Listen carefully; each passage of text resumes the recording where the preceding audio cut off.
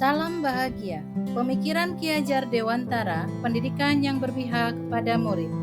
Oleh Erna Suwarni, SMA Negeri 1 Metro Lampung, CGP Angkatan 11, dengan fasilitator Bapak Destarius Mahardika dan pengajar praktik Ibu Eis Aryani.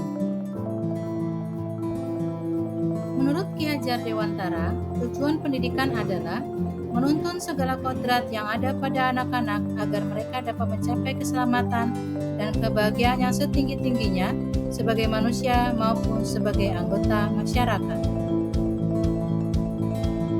3 pokok pemikiran Ki Hajar Dewantara. Yang pertama, pembelajaran yang berorientasi pada murid.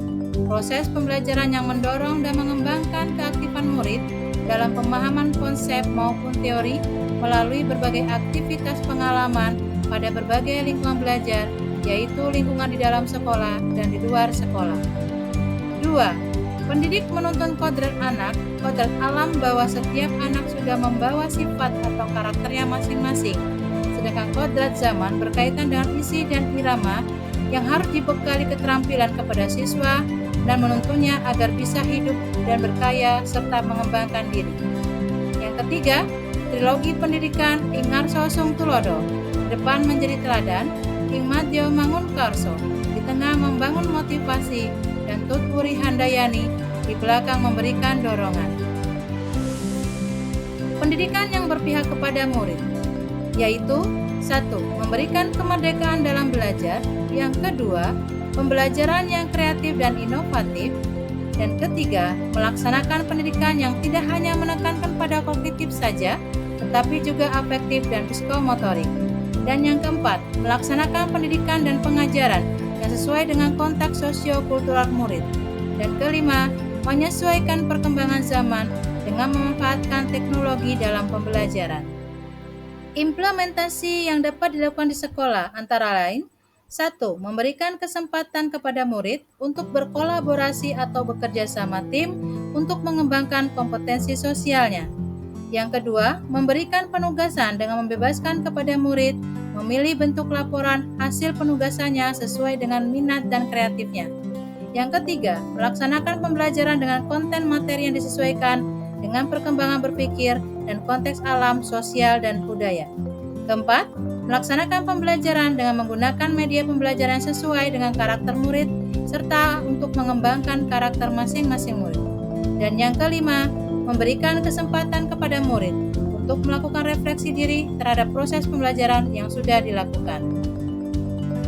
Tantangan yang dihadapi yaitu yang pertama, masih rendahnya minat dan motivasi murid dalam mengikuti program sekolah yang telah disediakan sekolah. Dan yang kedua, kemampuan pendidik yang belum memahami pemikiran Ki Hajar Dewantara, yaitu pendidikan yang berpihak kepada murid. Solusi yang dapat dilakukan, yang pertama adalah menggunakan model atau metode pembelajaran yang bersifat inovatif dan kreatif. Dan kedua, pendidik mengikuti kegiatan diklat atau workshop pendidikan untuk meningkatkan keterampilan kompetensinya. Dan yang ketiga, pendidik harus selalu menjadi penuntun, teladan, pembimbing, dan mendorong murid untuk terus maju mencapai cita-citanya.